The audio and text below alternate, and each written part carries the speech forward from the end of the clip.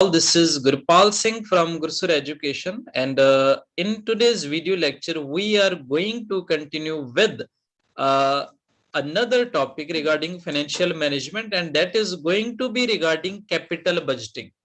So you would have got the idea regarding the capital budgeting in the initial lectures of financial management, in which I have explained you in detail all the relevant examples which can cover the basics of the upcoming lectures as well. We have talked about capital structure, its theories, cost of capital, leverage, sources of capital, objectives of financial management, and so much.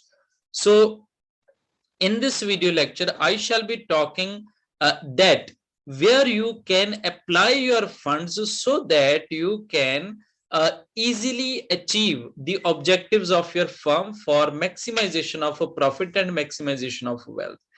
Because we have already understood the concept of capital structure, in which we talked about how you can raise the fund and what should be the proper debt and equity mixture for your firm. Okay, so when you have received the fund, then you have to apply these funds to somewhere. So where do you apply these funds? You basically apply these funds for fixed cost assets and working capital as well. So when you talk about the employment of funds which you have received from your investor into the fixed cost assets like machinery, plant, or some other fixed asset thing from which you can produce your products. So that kind of investment of yours is known as investment in capital budgeting. So there are some method which tells you that where you should invest your money in the way that it maximizes your profits. Okay, so which machine to buy, which plant to buy, which investment to made, each and everything you have to study on the basis of concepts under capital budgeting.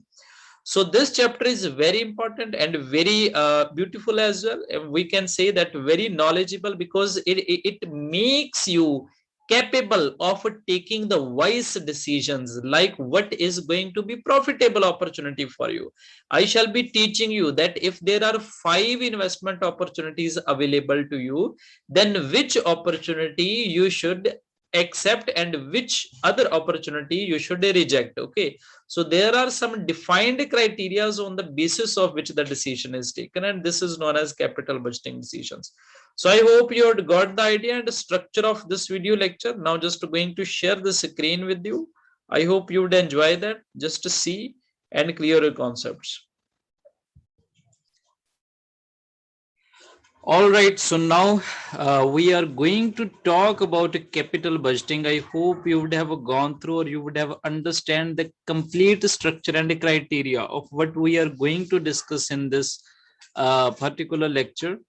So when we talk about capital budgeting, so this particular lecture, understanding of this lecture assumes that you have prior and basic knowledge for all the previous financial management topics. For example, you must have the knowledge, complete knowledge of sources of finance.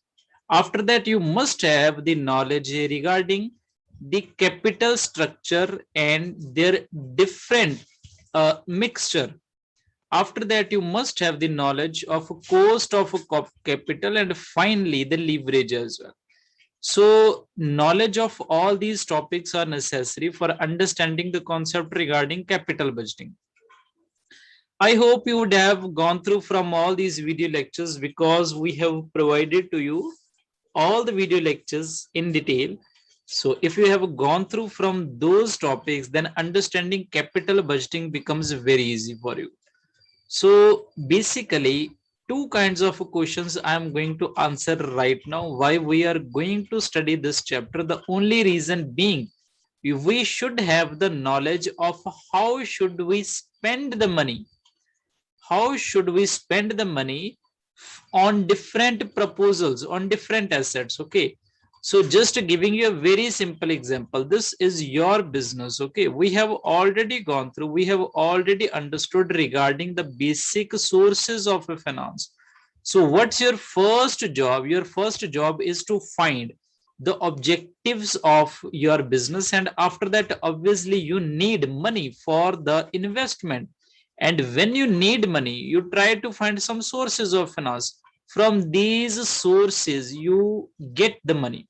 Okay, you get the money, and after that you have to spend this money on a different avenues. Okay, so the money can be spent into two kinds of assets. Okay, two kind of assets, or we can say two kinds of avenues can be there in which you have to spend your money.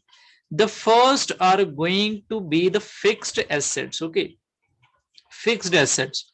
So you have to purchase the fixed asset, because this is very obvious that if you have opened a kind of a business, then maybe you have to make your product, and for making the product you may have to spend your money or invest your money to purchase some kind of a fixed assets which are necessary for making of that product.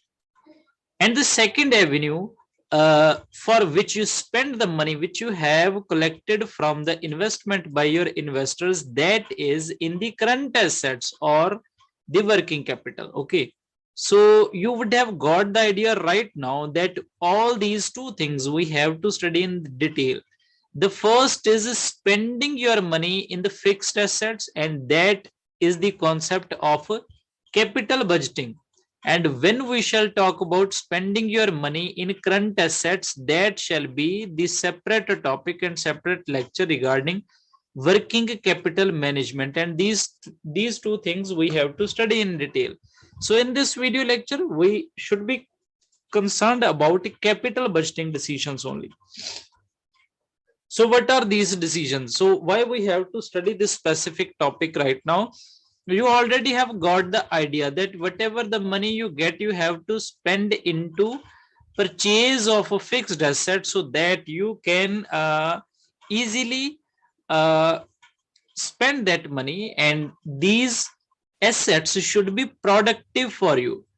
And uh, when you are going to purchase some kind of assets, so basically on what criteria, what basis you uh, take that decision to purchase an asset? So that decision is further divided into two parts. First, you try to find their cost effectiveness. Okay, cost effectiveness. Cost effectiveness. Okay, what do we mean by cost effectiveness? If there are more than two assets available for the same product manufacturing, then you try to compare their cost. Okay, so first of all, what you see, you can take any example. If you are going to purchase the washing machine for your family, for your family purposes, then what you do, you try to compare the prices of all the washing machines available in the market, and after that you take into consideration their performance as well. So the second criteria for deciding to purchase an asset is its performance as well. So you need both of the things. Being an efficient investor, you try to consider both these things. First, the asset should be cost effective. Secondly, it should have the higher level of performance. Okay, so these things are considered.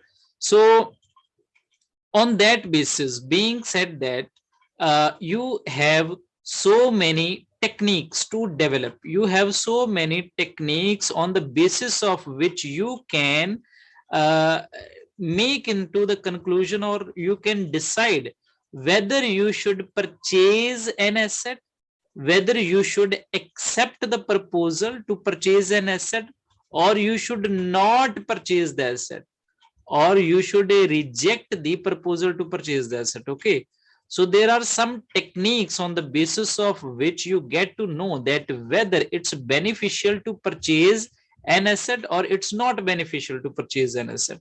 So these are known as capital budgeting techniques. And I must tell you, even if you are not the student of financial management or commerce or management, still knowledge of this is very important, because it strengthens you to take the real life decisions as well. So I hope in all you would have got the idea what we are going to do in this video lecture. So one by one, each and everything shall be covered regarding capital budgeting. And I must tell you, maybe it's this lecture goes somewhat longer, like more than 1 hour or 1.5 hours, because we have to include all the relevant thing and everything necessary to understand and solve the capital budgeting problems. So what's that? So capital budgeting and investment appraisal is planning process used to determine whether an organization's long-term investment, such as new machinery, replacement of machinery, new plants, new products, research development projects, are worth of funding of cash through firm's capitalization structure. So this detail is telling you that whatever your capital structure is from which you have got the money, you spend this money to purchase the fixed asset, the name of which have been written as new machinery, replacement of machinery, plants, products, research development, etc. Whether this investment is worthy or not. So taking decisions regarding the worthiness of the proposals of purchase and investment in fixed asset is known as the capital budgeting or capital budgeting decisions. So this is all about that. Okay. So I hope you have got the idea.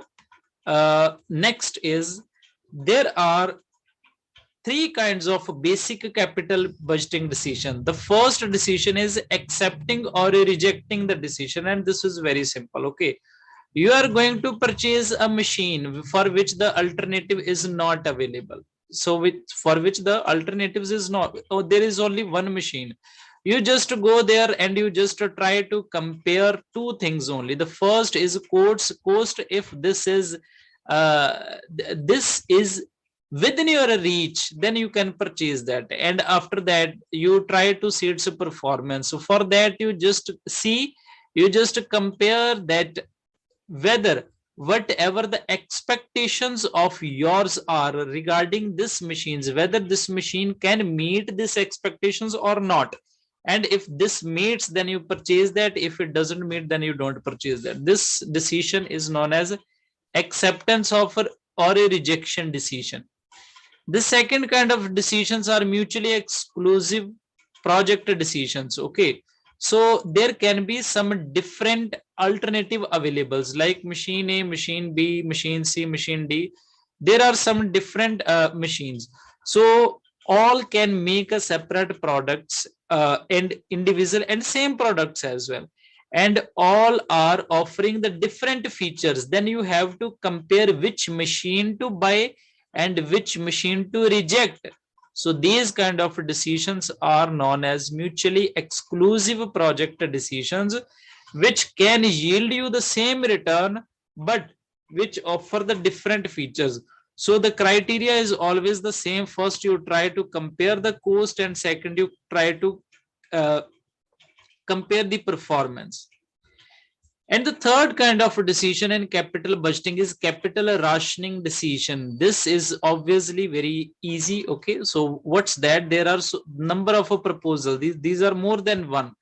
What you do, you have much more than enough money to spend into more than one project. What you do, you ration your capital. You ration your capital like you rank all these investment opportunities. Maybe you rank C as 1, B as 2, D as 3, A as 4 on the basis of their performance and cost effectiveness. So when you rank these, then you try to spend money first of all in the project C, and after that, if the money is left, then in project B. If still the money is left, then in project D, then in A. This is known as capital rationing decision, and this is the third and last decision to be covered in the capital budgeting decisions. So now we have to talk about the process of capital budgeting and how this is done, how you do these kind of things, how you can get to know that whether you should purchase an asset or not. First of all, what you do, you have to identify the investment proposals. Okay, so investment proposals can be like you should purchase A asset, then B asset, then C, then D, then E. So these are your investment proposals, because these can generate the same kind of products, but they are differing in features. So this is why you have to identify all the available investment proposals. After that, you have to make the screening of the proposals. Maybe only three are relevant for you. Okay, c b c and d, these are relevant for you on basis of some criteria. Then you just reject the a and b, and you consider only b, c and d. So this is the second step. The third is evaluation of various proposal. You just evaluate that which is beneficial for you. Is it B, is it C, is it D? You evaluate them on two bases. I have taught you so many times: cost effectiveness and performance appraisal. So on the basis of that, you just try to find uh, the evaluation of these proposal. After that, you have to fix priorities, which to purchase first and which to purchase second, whether B should be the first one, or D should be the second, or C should be the third. So in this way, you just have to fix the priorities to be invested in these different proposal. After that, you have to get the final approval from board of directors or the higher authorities of the company, so that you can invest in those proposal. And after that, you have to implement that proposal. After that, you have to purchase those assets, and you have to put these in actual work, and you have to see their performance. And finally, there should be the performance review, whether these met to your real expectations or not. And this should be the last one. So I hope you would have got the complete idea. Okay, so this is all about the basics of a capital budgeting. Now the most important thing we have to cover, that is going to be regarding techniques of evaluation of a capital budgeting proposal. I have already taught you while I was showing you this specific slide, that in capital budgeting, you take basically the decisions like whether you have to accept a proposal or you have to reject a proposal. And you get to know idea about acceptance or rejectance on the basis of some uh, predefined criterias. Okay, predefined criteria. On the basis of these, you just accept or reject your proposals. So these criterias are known as capital budgeting methods, and on the basis of these methods, you get to know whether this is beneficial for you to purchase an asset or this is not beneficial for you. So now we are going to cover those things. Okay, so these techniques have been divided into two parts. The first are known as traditional or modern, or these are also known as non-discounted and discounted cash flow criteria. Okay, so non-discounted and discounted has the only difference that in the discounted cash flow criteria or techniques, we take into consideration the time adjusted value of money, the time adjusted value of money. Okay, but in case of non discounted cash flow, you don't consider the time adjusted value of money. So this is the only difference. So in total, there are 6 methods of capital budgeting decisions, which can be categorized into non-discounted cash flow criteria and a discounted cash flow criteria. So in a non-discounted cash flow criteria, we do not consider the time adjusted value of money, but in discounted cash flow criteria, we take into account the time adjusted value of money. So what do we mean by time adjusted value of money? So we shall talk about this when we shall cover the topic regarding discounted cash flow criteria or methods regarding capital budgeting. But now we have to talk about non-discounted cash flow criteria. So under non-discounted cash flow criteria of capital budgeting, there are 3 techniques on the basis of which you can get to know whether you should accept a proposal or you should reject a proposal. The first method is payback period. This is known as PVP. Then post payback period, this is PPBPM. And the last one is accounting rate of return, that is ARR. On the basis of these, you get to know that whether your investment proposal is worthy to be accepted or not worthy to be rejected.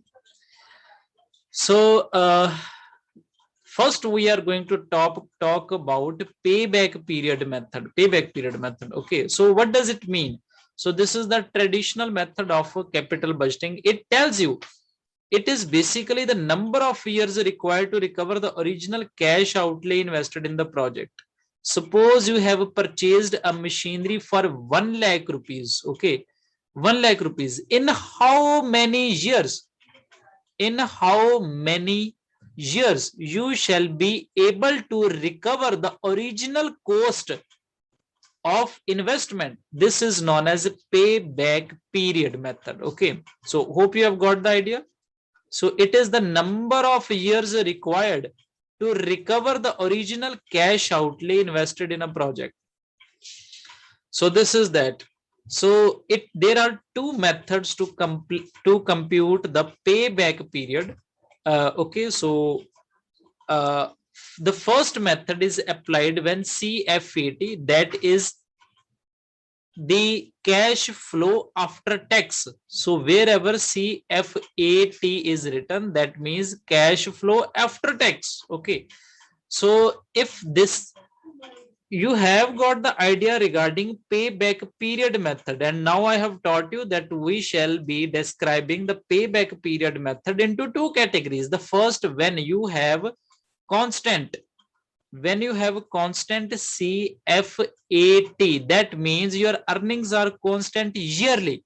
Like in the first year you shall be earning 20,000, in the second year also you shall be earning 20,000, in the same again third year 20,000, then again 20,000, then again 20,000. So if your CFAT is constant, then you have to apply this formula. Okay, so you have to apply this formula. And if these are not constant, then the another formula shall be there, which we shall be talking about after a while. So this is telling you that when the CFAT is uniform, in such a situation, the initial cost of investment is divided by the constant annual cash flow. For example, if 1 lakh, if an investment of 1 lakh in a machine is expected to generate a cash inflow of 20,000 per annual for 10 years, then its payback period will be as follows. This is initial investment, that was 1 lakh, divided by constant annual cash flow, this is 20,000. And when you divide this by 20,000, you get answer as 5 years. So in 5 years, your total cash investment shall be paid back to you. So this is the first method of finding the payback period when the CFAT is uniform. So this is all about that.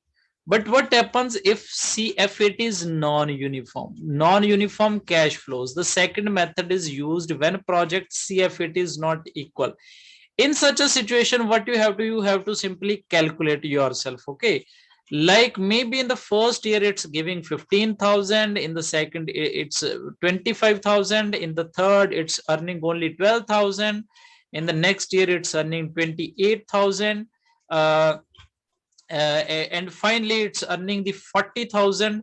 Then you have to, what you have to do, you have to sum up the cash flow after tax individually to all the years, and you have to reach to the point where your cash inflow generates the amount equal to the initial investment. Okay, so you can see that in the first year you are earning 15,000, in the second year this is 20,000. That means you have earned a total amount of 40,000 in 2 years.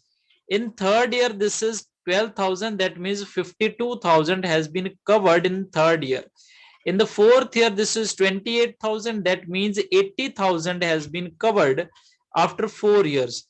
And in the last there is 40,000, that means 1,20,000 is the total figure after the After 5 years, that means you had invested 1 lakh rupees, but you are earning after 5 years the amount of 1,20,000. That means in between fifth to fourth to fifth year, your payback period should lie. Okay, maybe this is 4 years and 6 months. In that period, you are able to recover whole of the cost of your initial investment. So this is known as non-uniform cash flow method. So the method is used when projects CFAT are not equal. In such a situation, PBP is calculated by the process of accumulating CFAT till the time when cumulative cash flow becomes equal to original investment outlay. So whenever it becomes equal to original investment outlay, the total number of years ultimately becomes your payback period. So this is all about that.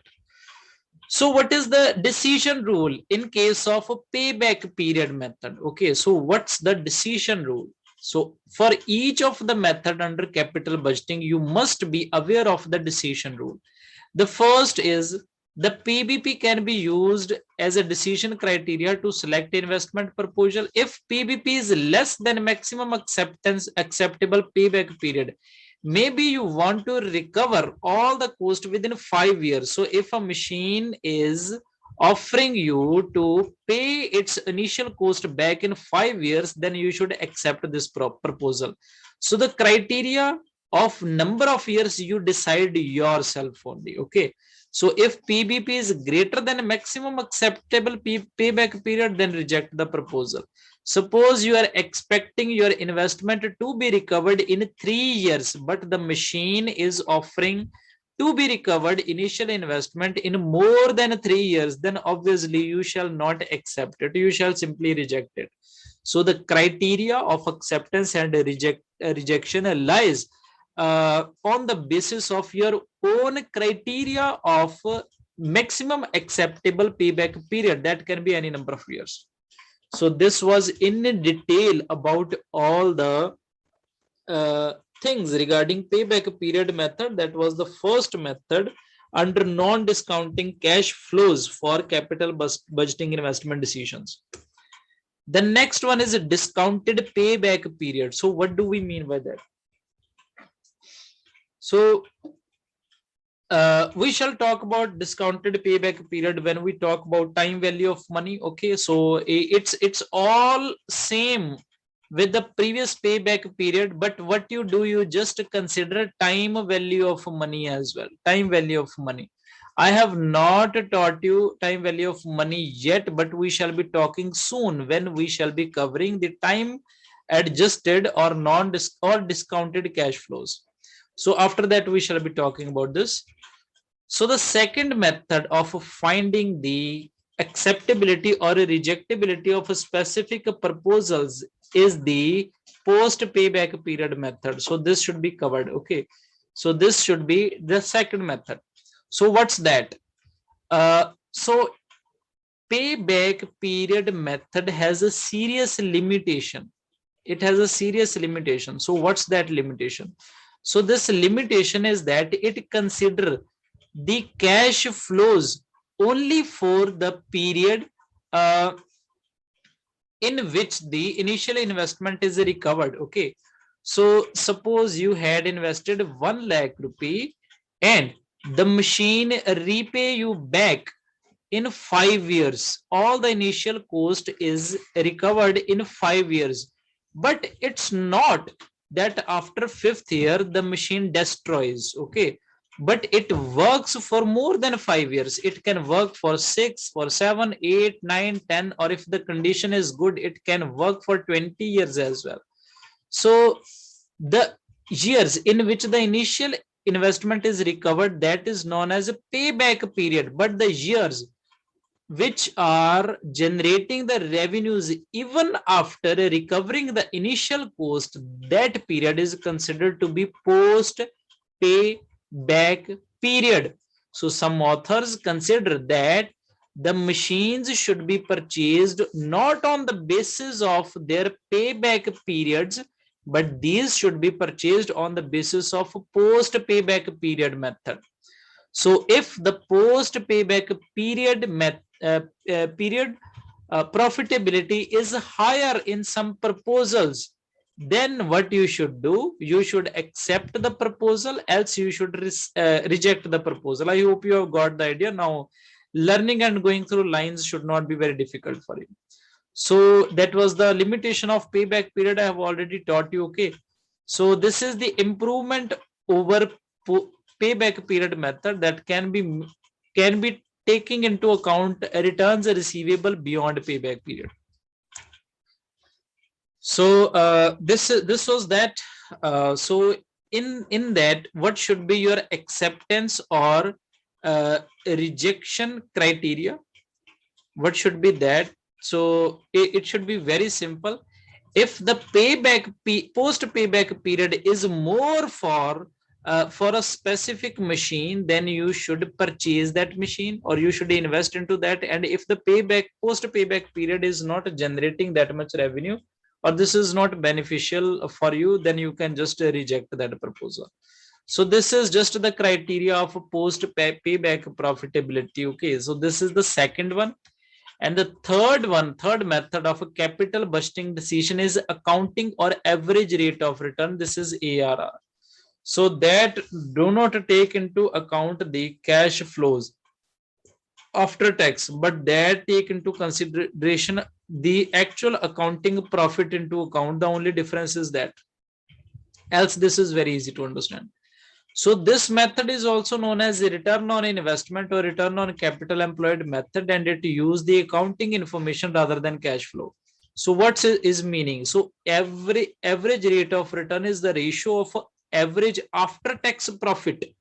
So after tax profit divided by your total investment. So whichever the proposal is giving you the higher ratio, that should be accepted, and which is not generating the higher ratio on the basis of your criteria, that should be rejected. So this is all about that. So we have to take one example of that. So how you can compute the ARR? There are a number of alternatives methods for calculating ARR. The most common method of computing average rate of return is the following formula. First of all, you have to take into account the average annual profits after tax. So what's that average? Suppose in the first year, so suppose the life was for 5 years. In the first year, the initial investment was 1 lakh rupee. Okay, it was 1 lakh rupee.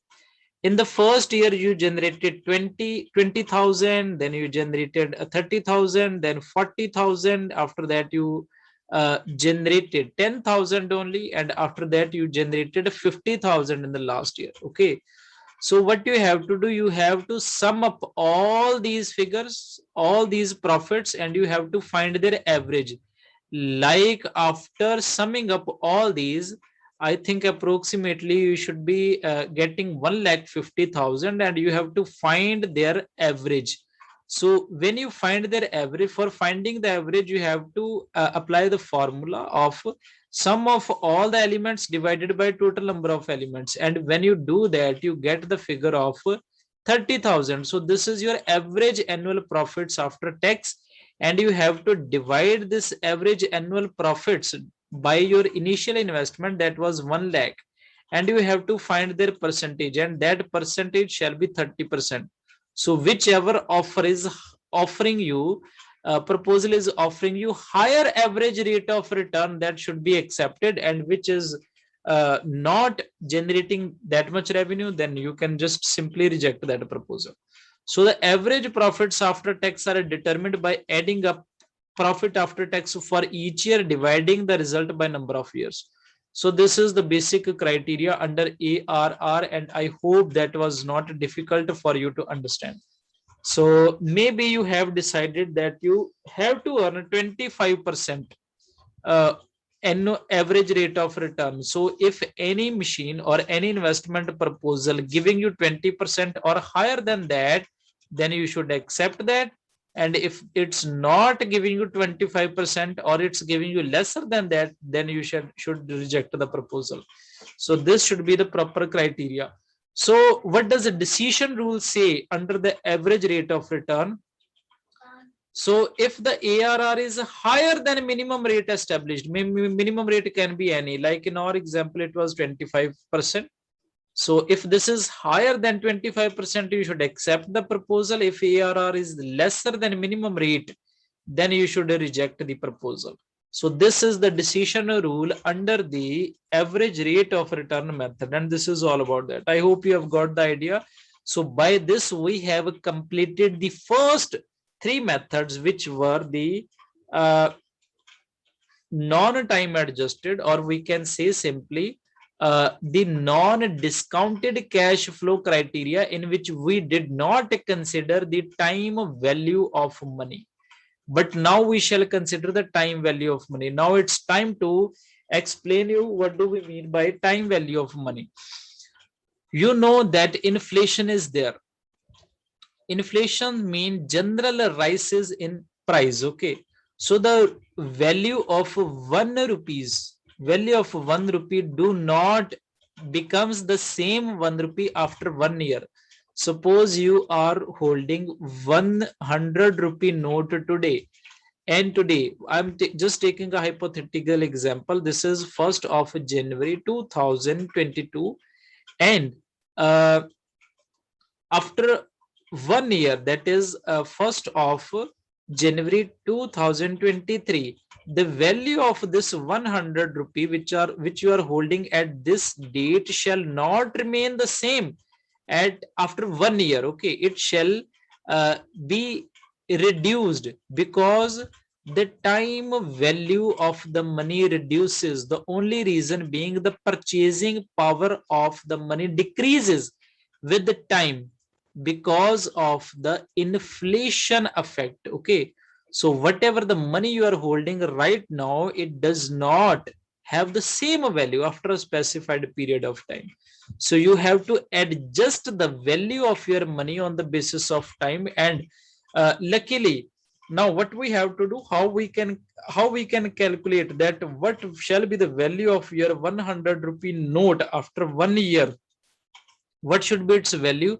For calculating its value for so number of years, there is a predefined table format which tells you a specific discounted rate, on the basis of which you can calculate the value of your 100 rupee note after any number of years. So first of all, I think it's time to show you that table. So this is the table. So it's just telling you, if you are holding 1 rupee and your discounted rate, you have to decide your discounted rate. Okay, what does discounted rate means? This is simply the rate at which you are thinking that your money should lie. Your money, the minimum rate of return, you can say, which you are wishing to earn, or this can be the total cost of capital. So it can be rate of return, or it can be cost of capital, as per your own criteria. So on the basis of 1% discounted rate, the value of your 1 rupee becomes 0.9901 after 1 year. And after 2 years, it becomes 0.9803. After 3 years, it becomes 0.9706. So on the basis of these different discounted rates, the value of your money becomes that much proportionate. So these are number of years written. These are horizontally and vertically, or horizontally these are written that different kind of discounted rates. Okay, so I hope you have got the idea of how to calculate the time value of your money. You can also calculate that easily. So now understanding regarding the discounted cash flow techniques becomes very easy for us. Now we do not need to go through in an extreme details, because I think you have already understood the non-discounted cash flow techniques. And if you have understood these, and you have seen the present value table for your money, then understanding this is very easy. I have already given you the names of the discounted cash flow criteria or techniques. The first was net present value. The second was internal rate of return, and the last one was a profitability index. So these are the three one. These are the time adjusted capital budgeting technique. So first of all, we shall be talking about the uh, net present value. So what is that? In that, what you have to do, you have two kind of costs, or you have two kind of cash inflows. So you have two kind of cash. The first is cash outflow. Cash outflow, that is your initial investment in purchasing any kind of asset. Like you are purchasing an asset for 1 lakh, that means your initial cash outflow. Cash outflow means cash is going from you. So the second one is cash inflow. Cash inflow is the annual cash which you shall generate. The annual cash flow which you shall generate with this machine. Okay, so these are the annual cash inflows. So you have to find the present value of both your cash outflow and cash inflow, and you have to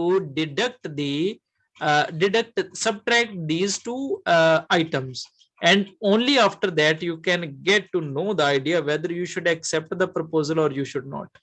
You would be getting the idea when we shall solve one example. So the net present value is the one of the discounted cash flow over time adjusted technique.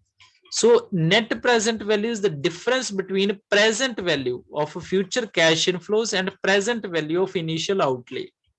So this is the difference between that. I'm going to teach you right now. There are some steps for solving that. Okay. So the very first step, you have to understand these steps, and you have to, I mean to say, even I believe that you are enjoying watching this video, but you should remember each and everything what I have taught you right now. So first of all, the first step for finding the NPV is you have to do this is cash flow of the investment project should be forecasted on the basis of realistic assumptions. That means you have to find the cash flows after tax and before depreciation. This is always that. Okay. So you have to find the value of that. Okay. After that, what you have to do, you have to find the appropriate discount rate should be identified to discount the forecasted cash flow. So discount rate I have already taught you when I showed you the table of present value. See this. So these are the discount rates. So first what you do, you should find the CFAT or cash flow after tax. Secondly, you should find the appropriate discount rate. Third, what you should do, you should find the present value of cash flows on the basis of that discount rate. And after that you have to subtract from the present value of cash flows the initial investment, and your resultant figure shall be net present value. So you should be able to understand this by this table. So it's showing you that initially you have purchased or you have invested 2,50,000 to purchase a machinery. That is known as your cash outflow. Okay, so this is your cash outflow, and you are generating cash inflow. Cash inflow, this is your CFAT year by year. So this is first year, this is second, this is third, this is fourth, this is fifth. So first step was telling you have to calculate the cash flows. So this is the actual value of cash flows. Then you have to decide the discounted rate. Okay, discounted rate.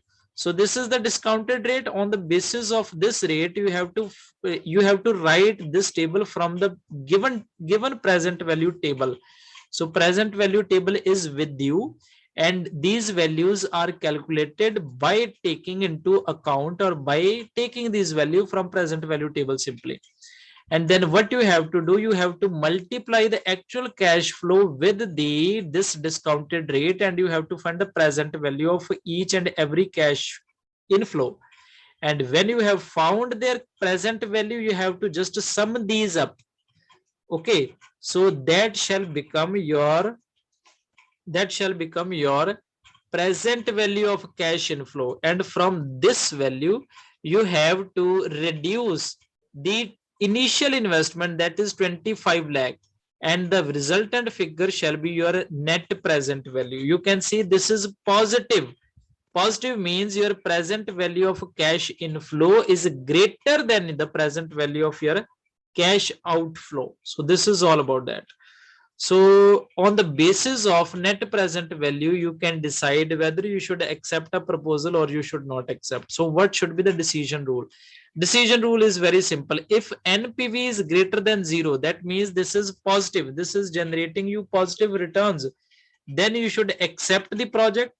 And if this is lesser than 0, we can take a hypothetical example.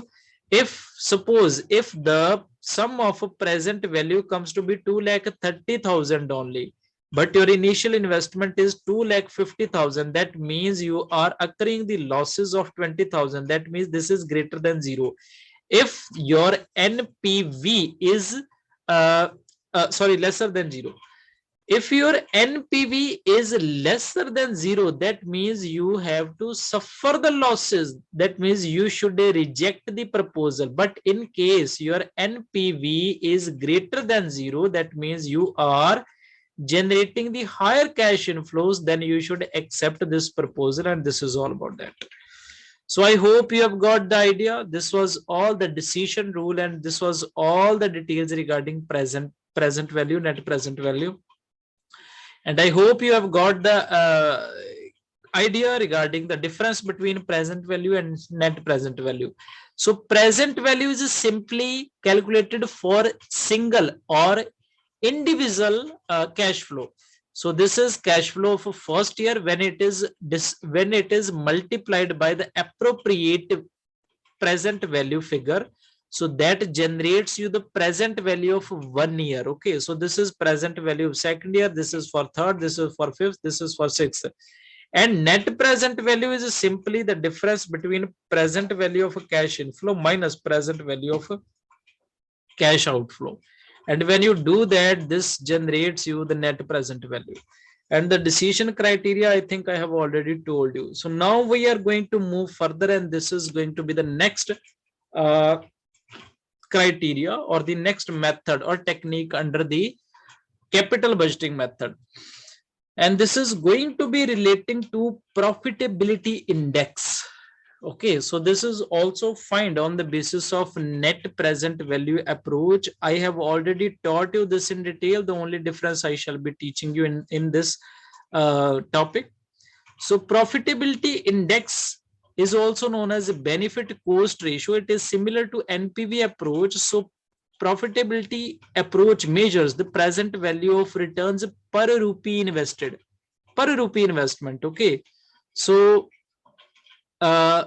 this is taken into account. So it is observed that in the shortcoming or the limitation of NPV is that it beings as absolute measures, like it tells you in absolute figures, like how much you have generated above the 0 level. Okay, so NPV tell you that whatever the cash inflows you have generated above the 0, and this tell you in absolute figures, but it should tell you in the relative figures, like in percentage or proportion. If this is telling you in a relative proportion, then taking the decision shall become very easy for you. And this is the limitation of NPV, that this tells you the absolute measures. So it is not reliable method to evaluate a project. So PI is the solution for this limitation, because it tells you the relative version for the decision taking. So what's that? So profitability index is the relative measure and can be defined as the ratio which is obtained by dividing the present value of cash inflows divided by present value of cash outlays. So present value of cash inflows you have already learnt from me previously, and when you divide this by initial cost, then you get the profitability index gross. Okay, so this shall tell you the relative version. Okay, that shall tell you whether the value is more than 1 or lesser than 1. So if this is more than 1, you should accept the proposal. Obviously, if this is lesser than 1, you should reject the proposal. But till now we have talked about only gross profitability index. We have to talk about net as well. When we talk about present profitability index net, so this should be net present value divided by cash outlay. Just to see the difference. Okay, so this is gross profitability index, this is net profitability index.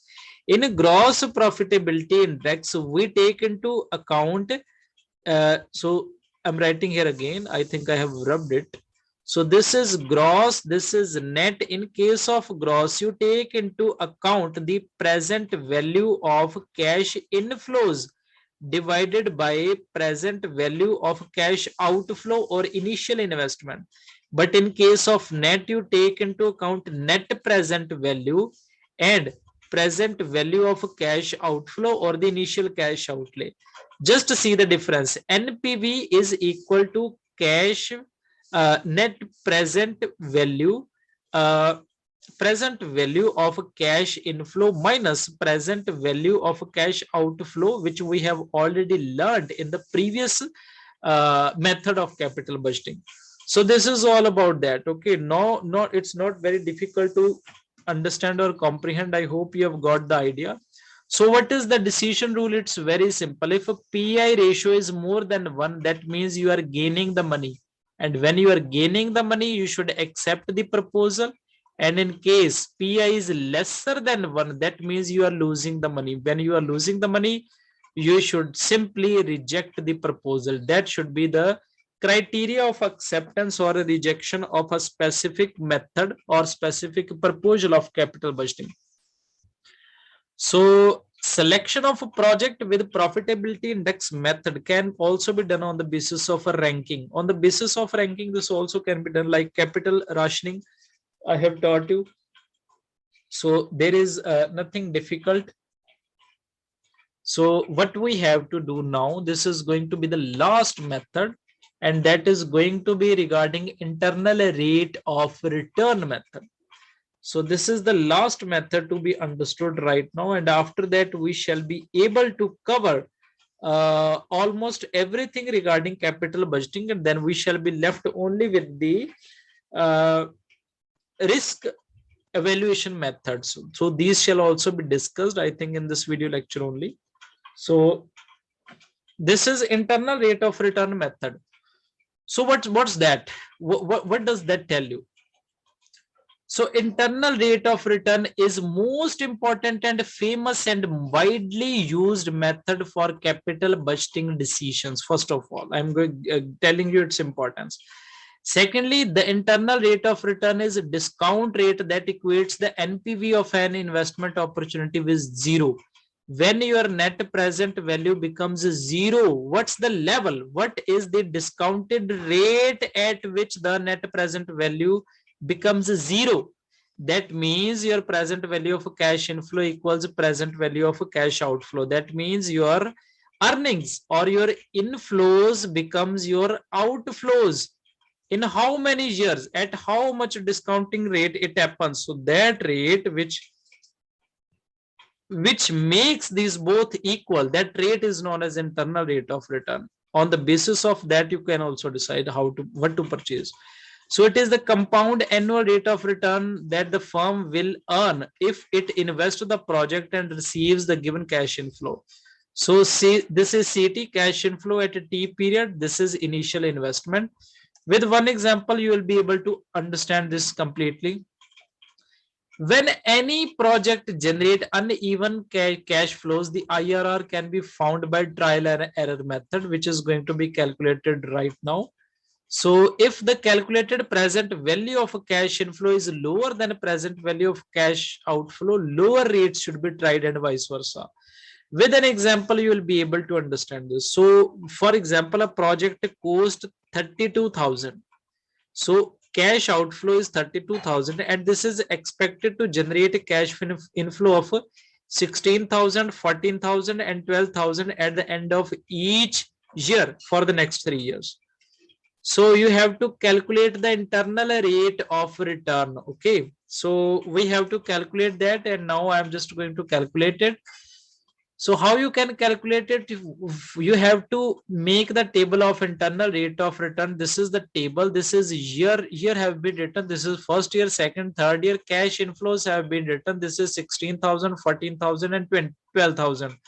And cash outflow is 32,000. This is same in for both the things, obviously. And what we should do, we have to calculate the net present value. Okay.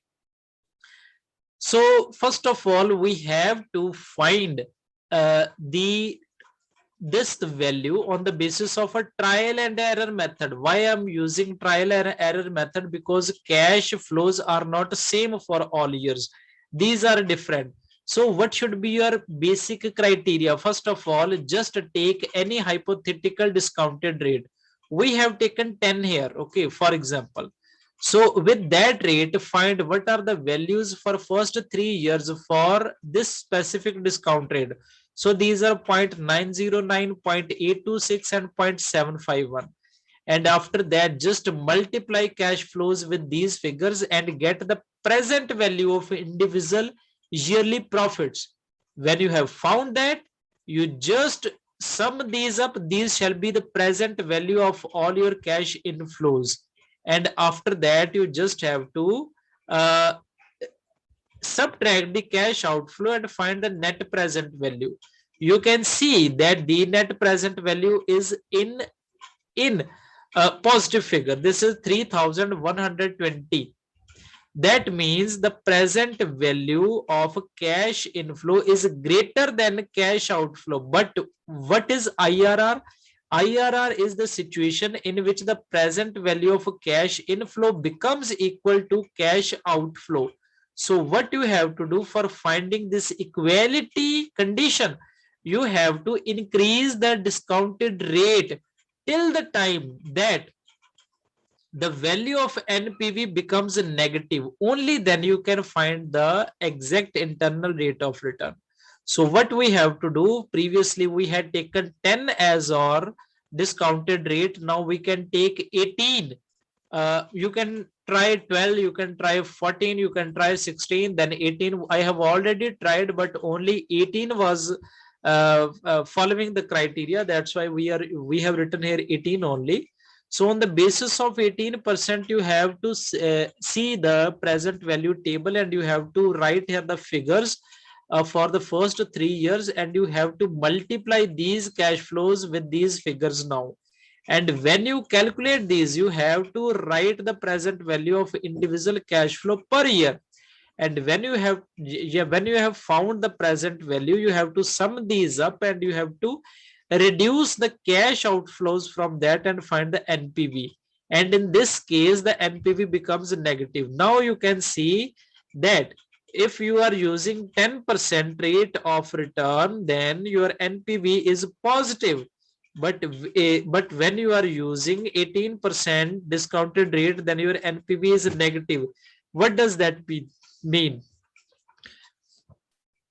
It simply means that the IRR, which shall make the present value of a cash inflow to equal to the present value of a cash outflow, that should lie between 10 to 18%. It simply means that. Then how to find that figure? This is the formula for IRR. Write the lower rate, this is 10%. Then write the positive difference, this is 3,120 we have written here. Then divide this by positive difference plus negative difference. This is 3,120 and 1,088. Multiply all this figure by higher rate minus lower rate. That was 18% minus 20%. And when you solve this equation, you get 16%. So IRR of this specific question is 16%, which tells you that at the discounted rate of 16%, your cash flow from your cash flow or cash present value of cash inflow becomes equal to the present value of cash outflow. So this is how you can calculate the IRR.